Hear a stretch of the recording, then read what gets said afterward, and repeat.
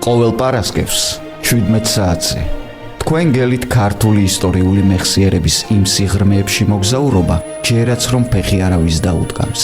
განხილული იქნება ყველა ის საჭირბოროტო საკითხი, უხსოვარი დროიდან დღემდე რომ დამოკლეს מחვილივით კიდია ჩვენი ქვეყნის თავზე. ცენტრალური ადგილი დაეთმობა კულტურის როლს ქართველთა ცხოვრებაში. ჩვენ დღის სინათლეზე გამოვიტანთ ისეთ ფაქტებს, რომელიც დღემდე ბნელით იყო მოცული. ტარიელ დათიაშვილის საავტორო გადაცემა მესამე ივერია რადიო ძველი ქალაქის ეთერში.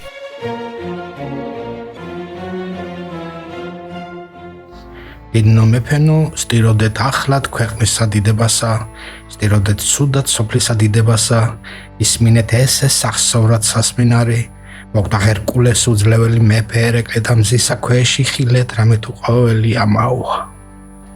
მცხეთის საკათალიკოზო ტაძარში წარმოთქმულმა ამ სიტყვებმა დიდი ისტორიის დასასრული გვამცნო. ძალიან მოკლედ გეტყვით, რომელი ისტორიის დასრულებაზე აქვს საუბარი. საერთოდ დღევანდელ ივერიას როგორც ქართული ეთნოსზე, სისხლზე, მიწაზე, რწმენაზე და ენაზე დამყარებულ ერთობას სამი მთავარი ისტორიული ეტაპი, სამი დასაწყისი აქვს. პირველად იყო ფარნავაზი, რომელთანაც ჩვენ ხვდებით ქართველური ტომების გაერთიანების პირველ ნიშნებს, ნათესაობის, ენის ნიადაგზე. ფარნავაზმა შექმნა დამწერლობა, რომელიც ძველ ეპოქაში ისეთივე გამაერთიანებელ პოლიტიკურ ინსტრუმენტს წარმოადგენდა, როგორც იყო რწმენა გვიან საუკუნეებში. ენები ხალხებს გულისხმობდა. ისტორიამ შემოგვინახა ქუჯის ემოციური სიტყვები, საიდანაც ჩანს, რომ ამ საერთო ქართული გამოსვლის ინიციატორი იყო იბერიის სამეფო. მართალია პოლიტიკურად ეს კავშირი არ შედგა, მაგრამ მოძრაობა დაიწყო. დროთა განმავლობაში იბერიამ დამწერლობის საფუძველზე ჯერ დაამკვიდრა ქართული როგორც სახელმწიფო ენა. შემდეგ კი შექმნა ივერიელი ერის კულტურული და რელიგიური საფუძვლები, ერთიანი ეკლესია და მწერლობა. ქრისტიანობაში ამ სამეფომ დაინახა საკუთარი მრავალსაუკუნოვანი განვითარების პერსპექტივა, პოლიტიკური ინტერესი და სასოფლო კულტურული მისწრაფება, რაზეც დაემყარა მთელი შემდგომი ქართული ისტორია. ეს სახელმწიფო დასრულდა ირან ბიზანტიის დამკანცვალ და გამოფიტა მომებში მეფობის გაუქმებით. მეორე ეტაპი, მეორე ივერია, დიდი ივერია, დაიწყო მე-19 საუკუნეებში.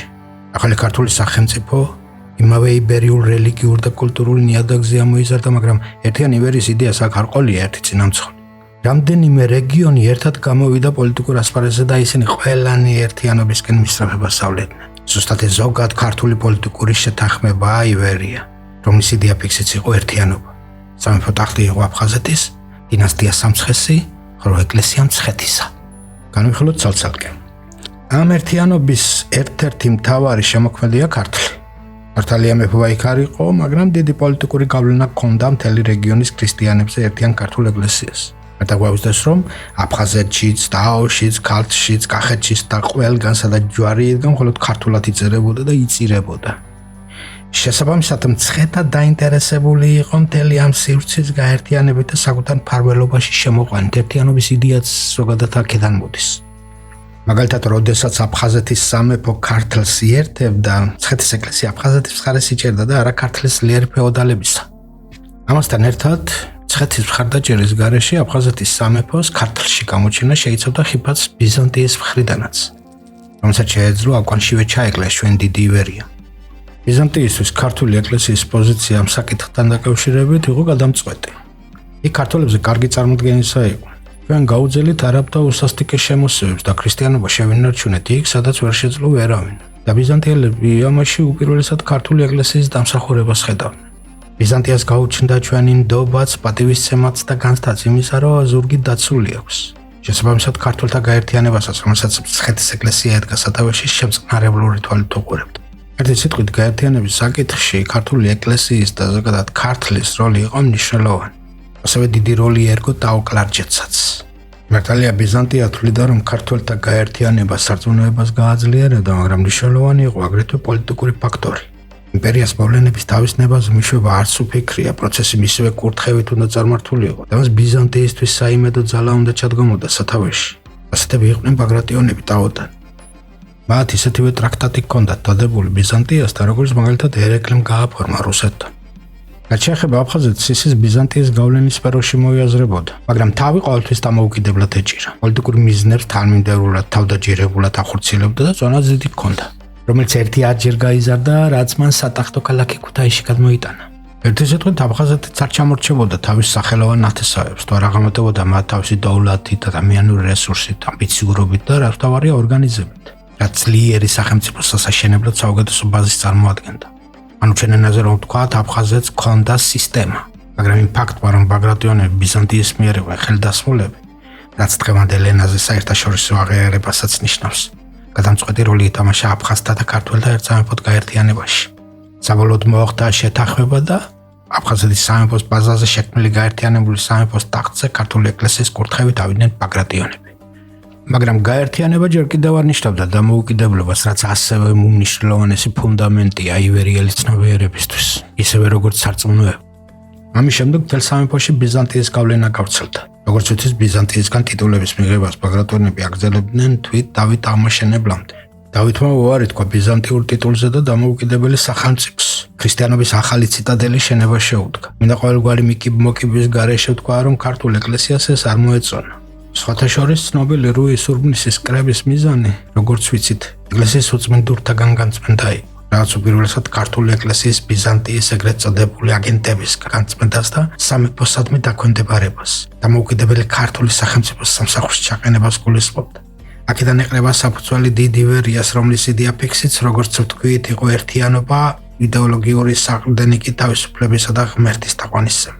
როგორც ეს რუსთველის უკუდავ პოემაშია, ივერიელში ცოდნისა და რწმენის, ათენის და იერუსალიმის, დასავლეთის და აღმოსავლეთის განუყოფლება ზუსტად იმ პრინციპით ხორციელდებოდა, რა პრინციპითაც იესოს ბუნებას მოიაზრებს მართლმადიდებელი.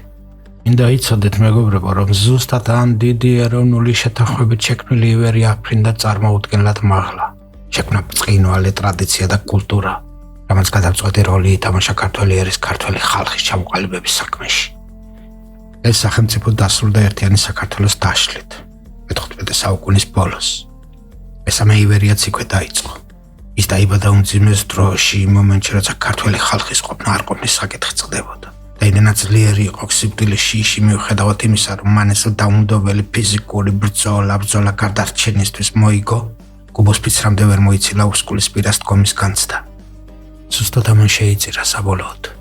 დღესაც ამ აგონიაში ვართ. ეს განსაცდელი ციდან არ ჩამოვარდნილა. აქამდე 3 საუკუნე თაროშობდნენ მტრებით ჩვენს მიწაზე. თუ ვინმე სისხლი მოწყურდებოდა, აქეთ მოეშურებოდა. შემცირდა და გაარიბდა მოსახლეობა, მოიშალა მეურნეობა, მოკვდა კულტურა. მართალია ასეთ პირობებშიც კი ივერია მოახერხა გამობრწყინება, მაგრამ საბოლოოდ კონსტანტინოპოლის დაცემის შემდეგ მაინც დაიშალა და მთელი ივერიული სულიერებაც ხაერში გამოეკიდა. მდგომარეობა კატასტროფული გახდა მე-15 საუკუნეში, როდესაც საქართველოს დაუმეზობდა ოსმალეთი. იქვე კი გაძლიერდა ირანი. შედეგად ჩვენ საზღვრებთან მივიღეთ ორი აგრესიული მსოფლიო იმპერია, რომლებიც ერთმანეთს დაუპირისპირდნენ გავლენის სფეროებისთვის. საბოლოოდ 1555 წლის ზავით მათ თვითნებურად დააკარნეს ქართულ მიწებზე თავიანთი უფლებები.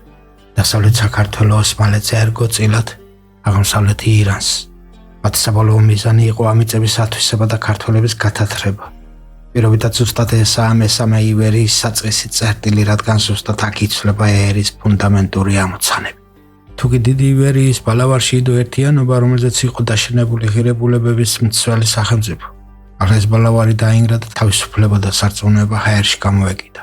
მესამე ივერიის ერთადერთი მიზანიც ეს იყო: გადარჩენა, ქრისტიანობისა და მეფობის, რწმენისა და თავისუფლების შენარჩუნება. ერთიანობა ძველებური წესით აღარ იდგა დღის წესრიგში, თუმცა ეს იმას არ ნიშნავს, რომ ერთიანობისკენ მისწრაფება გაქრა. ფაქტი, რომ სამივე ქართულ სამეფოში ბაგრატიონები მეფობდნენ, ერთიანობის განცდას მაინც ტოვებდა. ამასთან ერთად ქვეყანას ამ პერიოდში მოევლინა ვეფხისტყაოსანი და მის ნოყიერნია დაგზე ამოზრდილი ქართული მწერლობა, რომელიც ქართული თვითყოფადი სულიერების ამოხორციელებელი და გამაერთიანებელი უდიდესი ძალა აღმოჩნდა. ცნობა იმის შესახებ, რომ ამ პერიოდის საქართველოში ქალს მზითებში ვეფხისტყაოსანს ატანდნენ, იმაზე მიუთითებს, რომ ქართველი დედები შვილებს ვეფხისტყაოსანზე ზრდიდნენ. ზუსტად ამ ვეფხისტყაოსანზე გაზრდილმა შვილებმა დაიცვეს ქართული სამეფო და სარწმუნოება. და არათუ დაიცვეს, რამდენჯერმე გააერთიანეს კიდეც ქვეყანა. მართალია მიღწეული შენარჩუნება ვერ მოხერხდა, მაგრამ ერთიანობაზე ფიქრი არასოდეს შეწყვეტილა. მოკლედ ერთიანობის სურვილი არსებობდა, საფუძველიც მყარდებოდა, მაგრამ კიდევ ვიმეორებ, მესამე ივერიის იდეა ფიქსი იყო არა ერთიანობა, არამედ სარწმუნოებისა და მეფობის შენარჩუნება.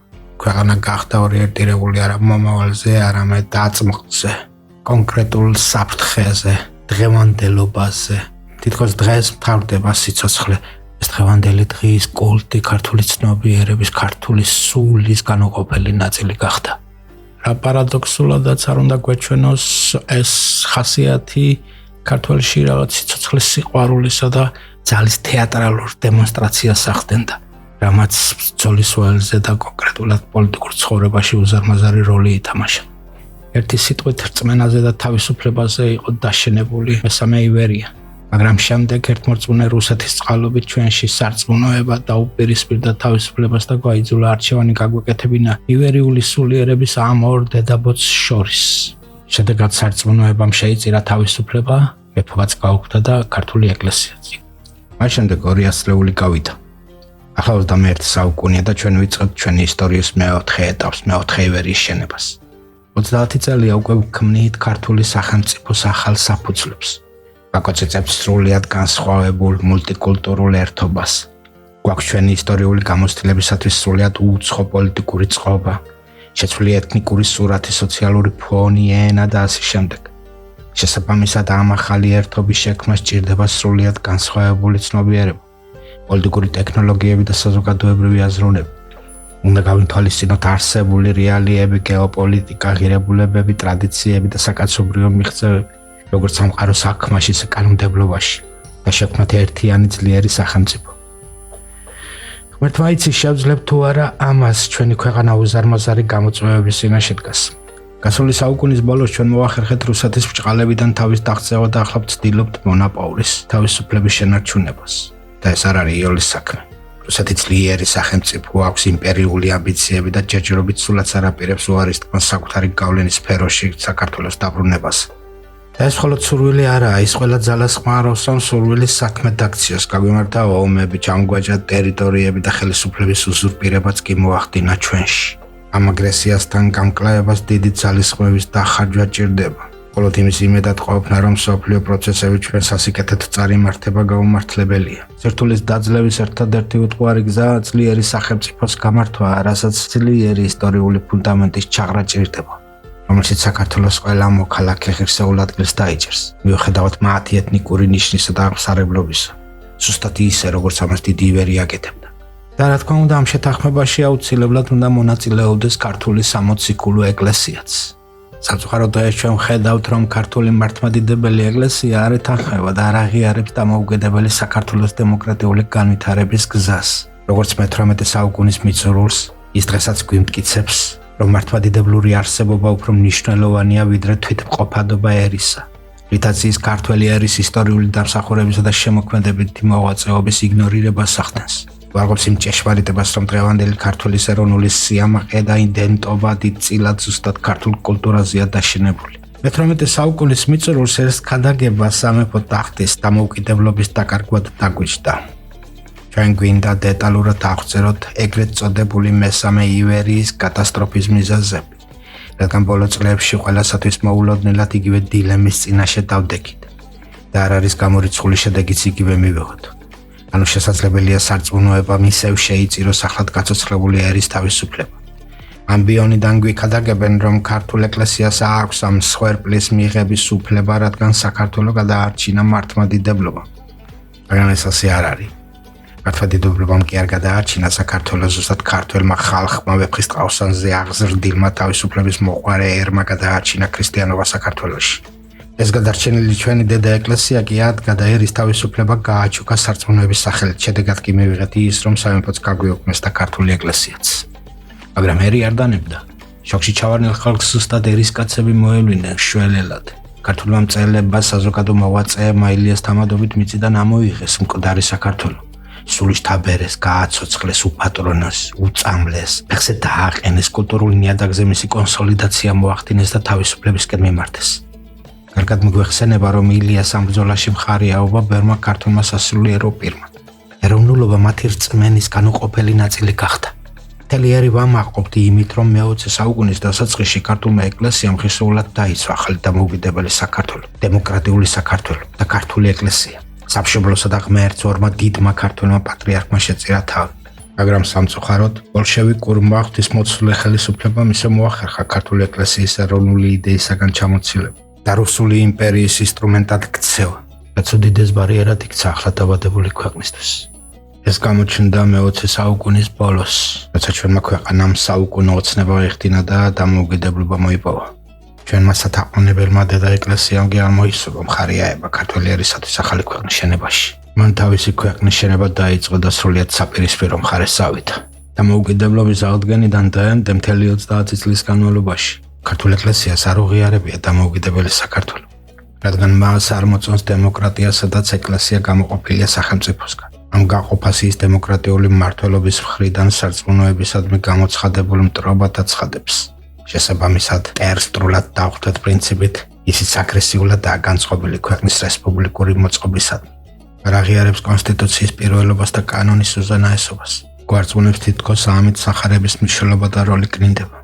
მონარქიის აღდგენაზე გველაპარაკება და ბაგრატიონთა გვარს აბსურდულ პრეტენზიებს უღვიძებს. ქრისტიანული საქართველოს ტახტზე უნდა ისევ დასვას, მაგრამ ავიწყდება, რომ ბაგრატიონებმა მათივე კურთხევით და ხელშეწყობით ტახტი გააჩუქეს უკვე. და არც ერთი ღირსეული სამშობლოს მოყვარული ქართველი არ დაუჭერს ხარს მათ მობრუნებას.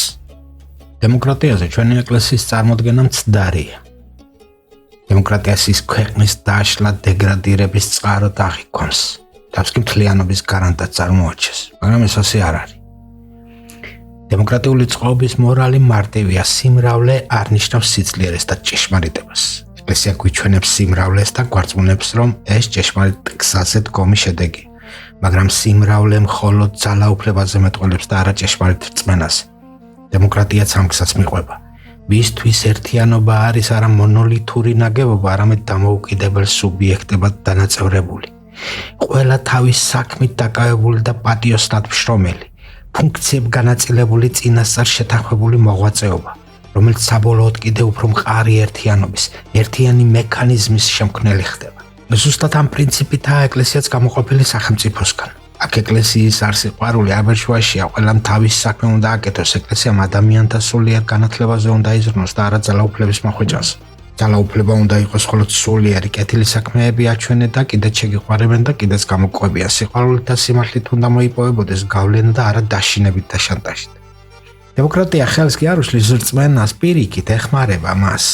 რადგან ზუსტად მრავალფეროვნებაში ჰარმონიის პოვნაა დემოკრატიის მიზანი, როგორც ამას მართლმადიდებელი მამები გადაგებენ, რაც დამახინჯებულია რუსულ იმპერიულ მოძღვრებაში, ქართული სასულიერო პირები, რომ ასეთი მოდომებით აკოპირებენ. მართლმადიდებლობა არ არის იზოლაციონისტური მოძღვრება. პირიქით, როგორც იოანე დამასკელი ამბობს, მართლმადიდებლობა ისეთი რამაა, რაც ყველაფერში გადადის და არაფერში აღირევა. განსხვავებულებს შორის ყრუკედლების შენება არანაირად არ შეესაბამება მის მრწამს. ქართულ ეკლესიას ის არ მოწონს, რომ განსხვავებულებს შორის კედლების ნგრევა რეალობას აშიშვლებს, გამჭვირვალეს ხდის გარემოს. მართლაც ასეა, დემოკრატიაში უბრალოდ ჩანს ყველაფერი, რაც მაგალითად ავტორიტარიზმში დაფარულია. სულ ესაა მთელი განსხვავება და გამჭვირვალობა აპოკალიფსისა და ქვეყნის განადგურების მიზეზი კი არ უნდა გახდეს, არამედ მეტი შრომის, მეტი სიყვარულის, მეტი სიკეთის თესვის, მეტი განათლების. ესაა მართლმადიდებლური მორალი, რასაც დემოკრატია უქმნის საუკეთესო პირობებს. ჩვენი ეკლესია კი გამჭვირვალობას ამორალობად თვლის. არ იქ უფსკულში ვიჩეხებითო, ეს რა ვნახეთო, ყველაფერი ჩანსო. სახში რაც გინდათ აკეთეთ, მე ნუ დამანახებთო. მაგრამ დემოკრატია ეკლესიასაც აშიშვლებს. ყველა კარგად ხედავს, რომ გადარჩენის თემით მანიპულირება პოლიტიკური გავლენის მოპოვების და ჯიბის გასქელების მთავარი იარაღია. გადარჩენის ფილოსოფია ჩვენს ნაციონალურ ხასიათსაც ღალატობს, რომელიც თავისი ბუნებით არის ხალისიანი, უშიშარი და კაცთმოყვარე და პოლიტიკურადაც გაუმართლებელი, რადგან გამუდმებით ოფსკულში გადაჭეხვას და სიკვდილზე ლაპარაკი ქართველ ერს მომავლისკენ გახედვის ძალას ართმევს.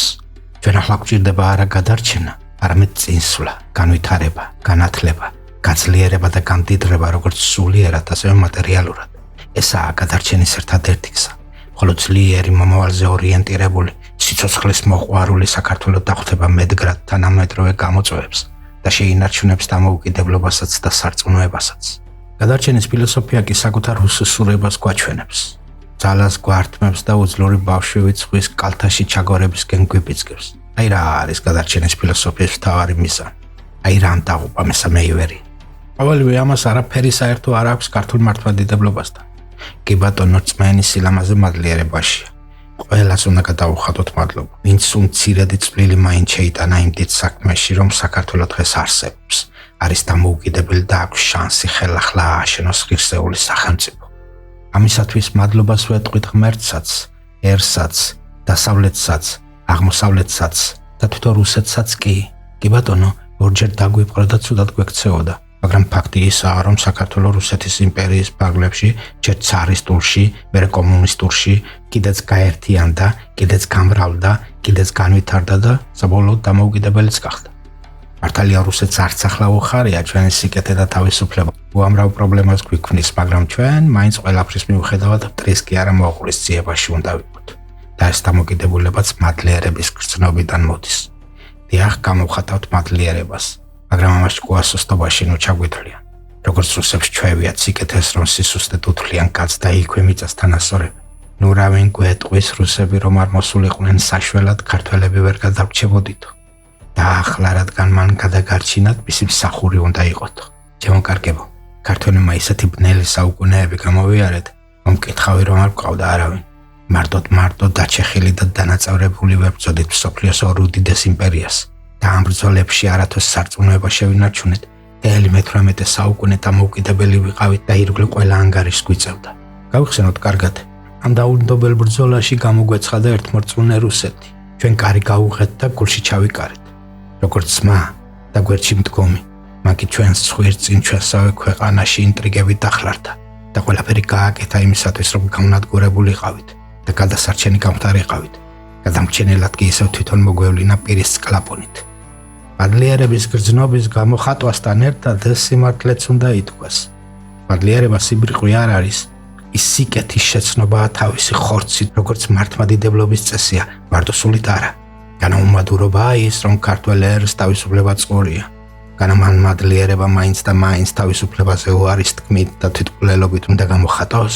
განამისათვის საკმარისი არ არის კეთილმეზობლური დამოკიდებულება, კულტურული კავშირები და ჭირშთულ ხინში ერთმანეთის გვერდით დგომა. ჩვენ გვინდა გქონდეს საკუთარი სახელმწიფო და გვინდა ვიყოთ მართლმადიდებლები. სულისაა ჩვენი ეკლესია კი რაღაც გაურკვეველ გლობალურ ომებშია ჩართული. მართლმადიდებლობის გადასარჩენა და ამ ომში გამარჯვებისთვის ის საქართველოს დამოუკიდებლობის მსხვერპლად შეწირვა სიტყვას.